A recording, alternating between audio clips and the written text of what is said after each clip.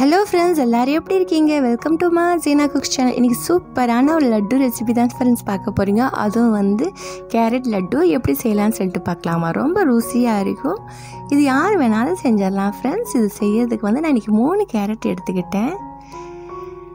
இது வந்து 500 கிராம்ஸ் இருந்துச்சு இந்த கேரட். இது மேலே இது மாதிரி வந்து நம்ம எடுத்துக்கலாம், தோலை வந்து எடுத்துக்கலாம். எடுத்துட்ட பின்னாடி இப்போ வந்து நம்ம வீட்டில் கிரேட்டர் இருக்கும் இல்லையா, அந்த கிரேட்டர் வச்சு இது மாதிரி துருவிக்கிட்டேன்.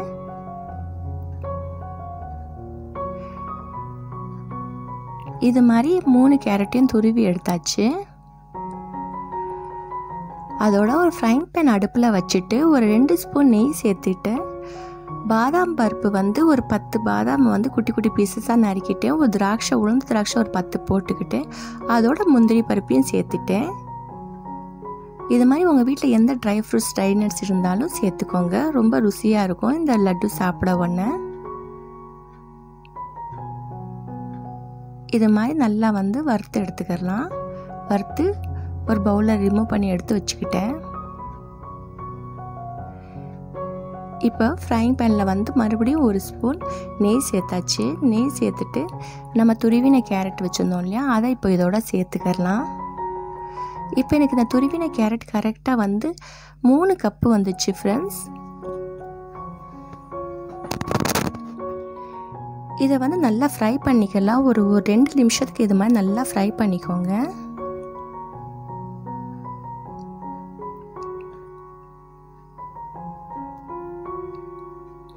அதோட பால் வந்து ஒரு 3/4 கப்பு பால் ஊற்றிக்கிட்டேன். அப்போ தான் இந்த கேரட் நம்மளுக்கு வேகணும் இல்லையா. ஸோ பால் ஊற்றிட்டு இதை நல்லா கலந்து விட்டுட்டேன்.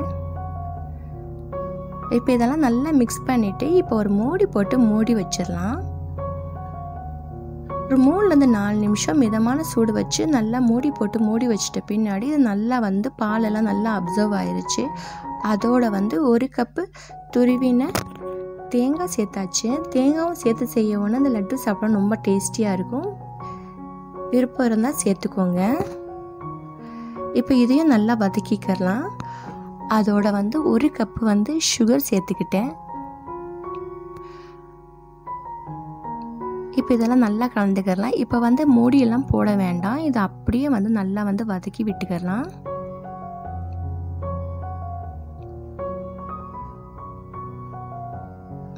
இப்போ வந்து நம்ம வந்து சீனி சேர்த்துக்கிறதுனால வந்து நம்மளுக்கு வந்து கொஞ்சம் தண்ணி மாதிரி இருக்கும். ஸோ அதோட வந்து ஒரு 3 ஸ்பூன் விருப்பம் இருந்துச்சுன்னா சேர்த்துக்கோங்க. ரொம்ப டேஸ்டியாக இருக்கும். பால் பவுடர், மில்க் பவுடர் வந்து ஒரு 3 ஸ்பூன் சேர்த்துட்டு அதையும் இதோட நல்லா கலந்து விட்டுக்கிட்டேன். இப்போ இதெல்லாமே நல்லா வந்து கொஞ்சம் திக்காகட்டும். அதோட ஏலக்காய் பொடி வந்து ஒரு 1/2 டீஸ்பூன் ஏலக்காய் பொடியும் சேர்த்தாச்சு. இதெல்லாம் நல்லா கலந்து விட்டுக்கலாம். இது ஃபுல்லாக வந்து நல்லா ட்ரை ஆகிற வரைக்கும் நல்லா மிக்ஸ் பண்ணி விட்டுக்கோங்க. அதோடு நம்ம வறுத்து வச்ச வந்து ட்ரை நட்ஸை சேர்த்துக்கலாம். ஒரு 7லேருந்து 8 நிமிஷம் இப்படி நல்லா வதக்குனா தான் ஃப்ரெண்ட்ஸ், அப்போ தான் நல்லா லட்டு பிடிக்க வரும். ஈரத்தன்மையாக இருந்தால் லட்டு பிடிக்க வராது.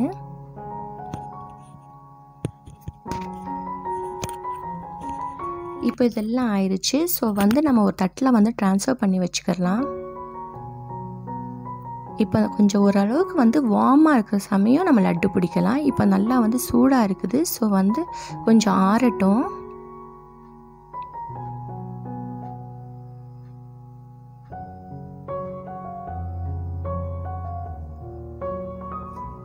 இப்போ கை பொறுக்கிற சூடு ஆறிடுச்சு. அதோட வந்து கையில் கொஞ்சம் நெய் தடவிட்டு இப்போ நம்ம எப்பவும் போல் உருண்டை பிடிச்சிக்கலாம். இது மாதிரி ஒரு முந்திரி பருப்பு வரவோன்னா இப்படி உருண்டை பிடிக்கவோன்னா ஒரு முந்திரி பருப்பை எடுத்து வச்சுட்டு பிடிச்சோம்னா நம்மளுக்கு கொஞ்சம் பார்க்கறதுக்கு நல்லா இருக்கும்.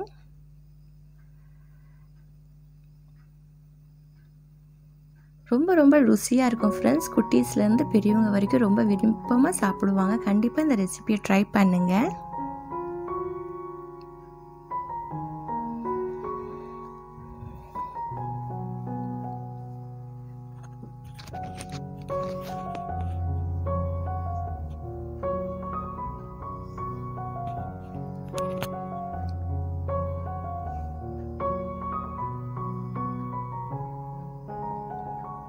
இது மாதிரி எனக்கு வந்து 16 லட்டுகள் உருண்டைகள் வந்தது.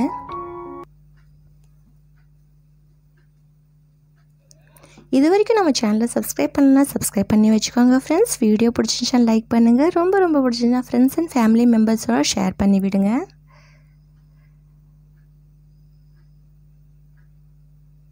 நீங்களும் ட்ரை பண்ணிவிட்டு கமெண்ட் செக்ஷனில் சொல்லுங்கள் எப்படி வந்துச்சுன்னு. தேங்க்ஸ் ஃபார் வாட்சிங்.